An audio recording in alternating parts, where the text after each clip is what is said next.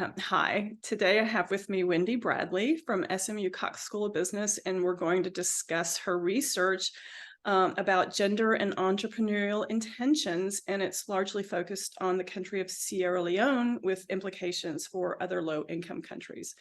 And thanks for being with me, and I'm looking forward to hearing about your research. Thanks for having me and asking. So basically, what was the motivation for your research?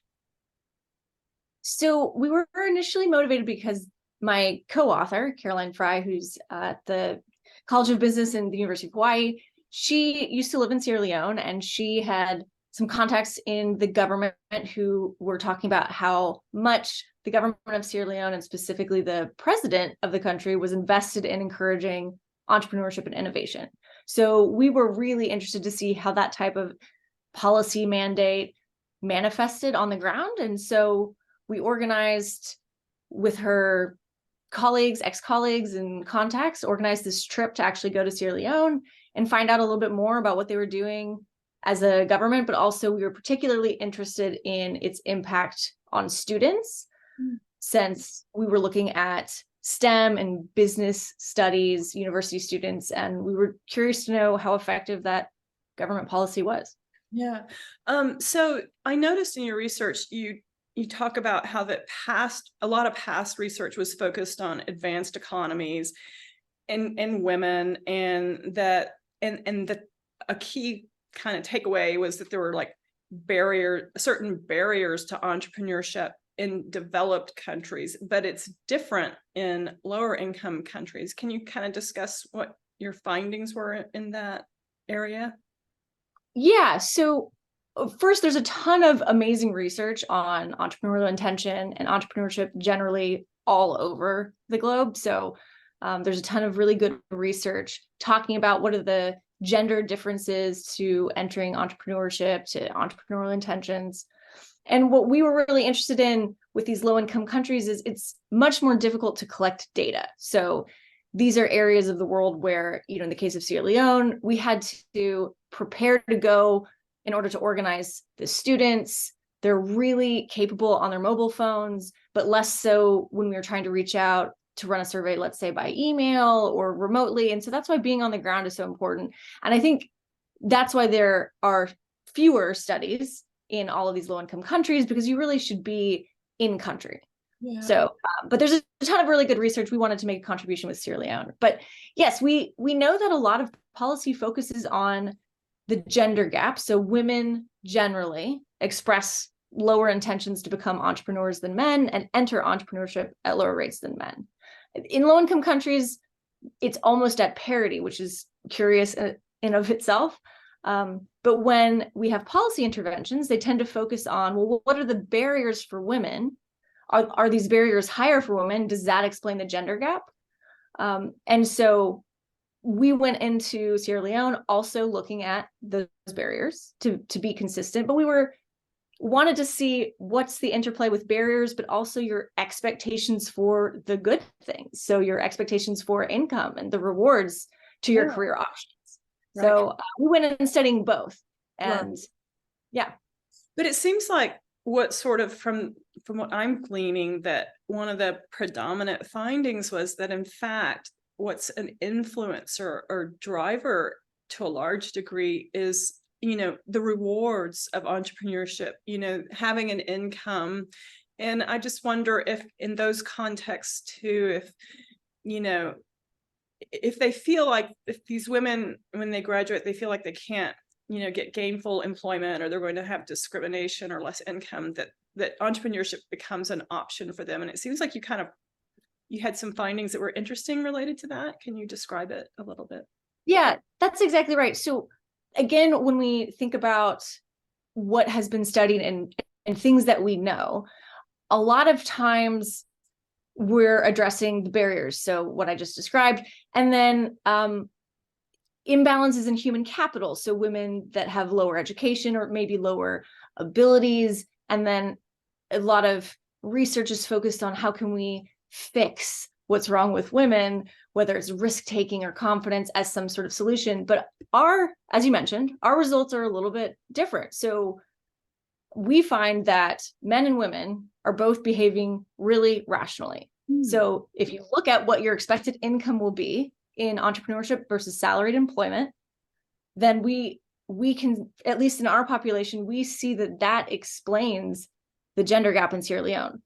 So if any student expects to earn more as an entrepreneur, then they naturally express a higher intention to enter entrepreneurship as a career.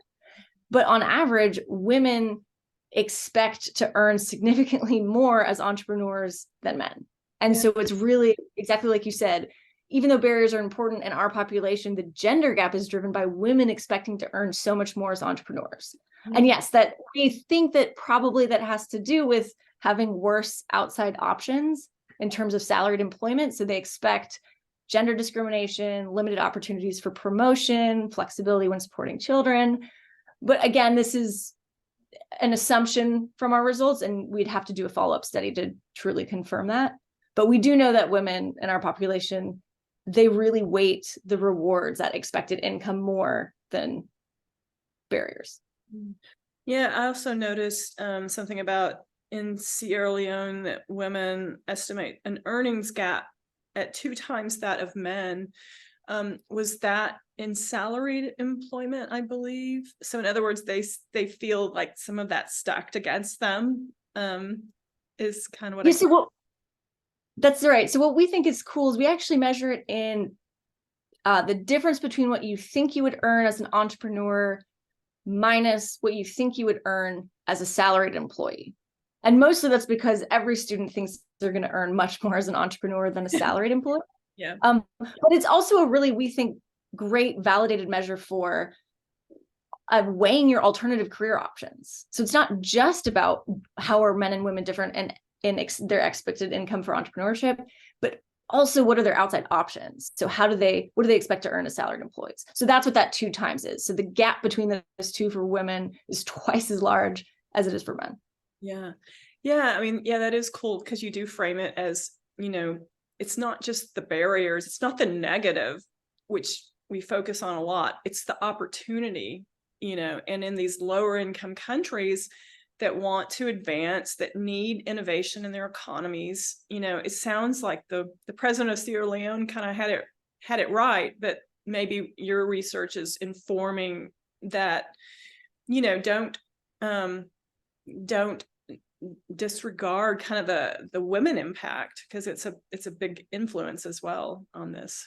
Yeah, and I think it's worth noting that this is really surprising because we have a very special group of students that we're studying. So we're studying STEM and business students at a university in Freetown. They've already all achieved an impressive level of education and training. Yeah. And so you would think actually that, I think it's surprising that these are the women, the scientists and the business women who are going to get the best salaried jobs. And in fact, if you look at the statistics from Sierra Leone, they do make much more in salaried employment. And so it's curious to see that even these high human capital individuals are still looking at their salaried employment options, and as women thinking they're much worse than men. So that's what I think also is a contribution, is this would be the group that might have a chance at being at parity, and they're still not. So yeah. One other question, just for my own benefit, and anybody watching, how would you characterize the state of Sierra Leone's development relative to, say, other African countries or other developing countries? I mean, what kind of does it have going its way, and what are some, what do you just know about the country when you were studying it? I don't want to be a spokesperson by any means. I'm not an expert in the country of Sierra Leone, but I will say that one of the biggest differences about Sierra Leone is obviously a few years ago, they suffered greatly from the Ebola outbreak. They also had a fairly recent civil war.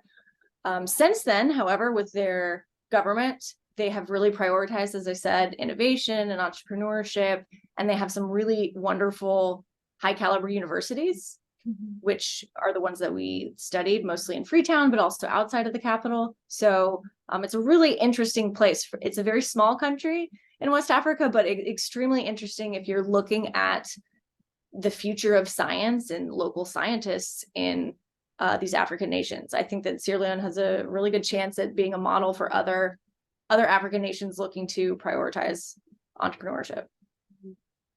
What would you say, given your research and findings, that struck you the most about your research in a low income setting? What was sort of like interesting or, really novel to you that?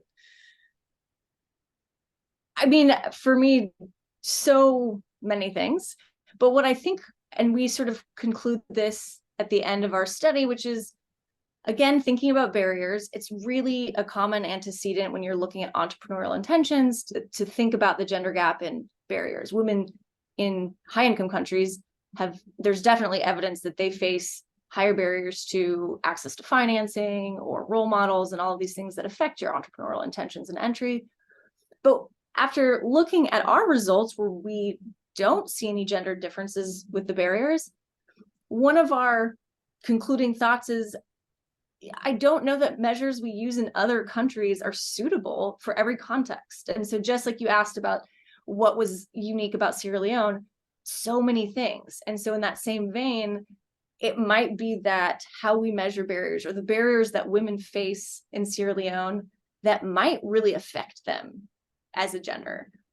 We might need to reassess what those are. They may not fit into the categories of human capital, financial, institutional, social capital barriers that are typically used in these type of studies or studies in high income areas. They might be completely different. So as an example, there are differences by gender in the US in filing for intellectual property to protect your ideas, which is really important for entrepreneurs.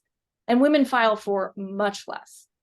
But institutions, specifically like a patent system, are really weak, and that's just not a very effective measure in a place like Sierra Leone. In fact, I think, understandably find no significant impact of these institutions on the way at least these students are thinking about barriers. So what I thought was cool is being there, you realize how much context matters. Yeah. Yeah, I think I remember something else in your paper, just, when you're talking about social capital, in relation to Sierra Leone, that I can't remember what the connection was with entrepreneurship as a barrier or whatnot, but just that social capital there is different, because it is context specific, and it has to do with a lot of history and that sort of thing. So sounds like what you're saying is you really have to, really study the context more to figure out how to study the problem you're trying to study, Yeah, and I want to give credit where credit's due. There's some wonderful papers. I think in what you're referencing is by Honig and Hjortso. They were the ones that really looked at tribal affiliation in these African countries and talked about how, exactly like you said, the social capital in these nations go through the tribal or family connections and not role models through universities. And so when you're talking about social capital in certain contexts, role model and what you mean by that differs. And so I think it was great that it wasn't our intention to study that per se, but it's really nice to see that our results are consistent with what other researchers are finding. Yeah, it's very, very cool.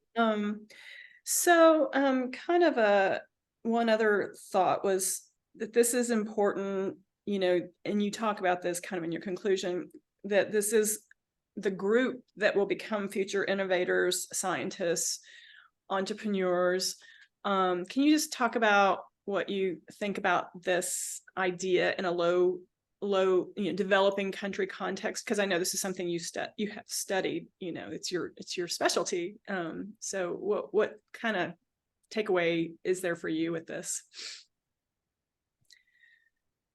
So one of the unfortunate things, in addition to having a data availability issue whenever you're going into a developing or low-income country context. I also think that, and I'm not sure this answers your question, but for us, so we went in to do this project right before the pandemic. And we expected to go back, not only to follow the students we surveyed, but to hopefully try an intervention, to run an experiment and really get involved. Obviously, the pandemic changed that, and it changed it everywhere. So not to take away from that, but I think it likely disproportionately affected these harder to reach environments, which were already perhaps understudied. And I think that's a real tragedy, because as you said, the reason it reminded me of this, these are the scientists and future entrepreneurs that are going to drive growth in Africa. And I'm afraid that the pandemic really disproportionately slowed research in some of these areas. And so again, I think one of the things that I like about this paper too is by emphasizing how much context matters. I hope not just for us, but I hope that there's a renewed interest in investing in going back into these hard to reach areas. Yeah. Because we still have so many unanswered questions. Yeah. Oh yeah. I could see that. No, funny enough, that was actually kind of my final thought was, because I saw your message was basically, investment, not aid, and can you just kind of, I think you did kind of talk about it, but in a kind of concluding way, would you discuss what that means to you? Yeah. So I guess if I should summarize, we're showing that there's a difference in the relative strengths of this dual pathway of how students might perceive barriers to entrepreneurship, and then how they weigh that with the rewards to entrepreneurship. And then we find that in our context in Sierra Leone, with these high human capital STEM and business students, they really care a lot about that expected income, about the rewards. So that's the main conclusion, and it's extremely rational. Women and men are behaving the same. Women just have worse outside options in these areas. And so I think if there's a conclusion, it's to think about, one, how does context, when you're studying this, matter? Are you measuring the right things? So as I said, with barriers, we probably would benefit from going back and seeing if we missed addressing barriers that are higher for women in that context.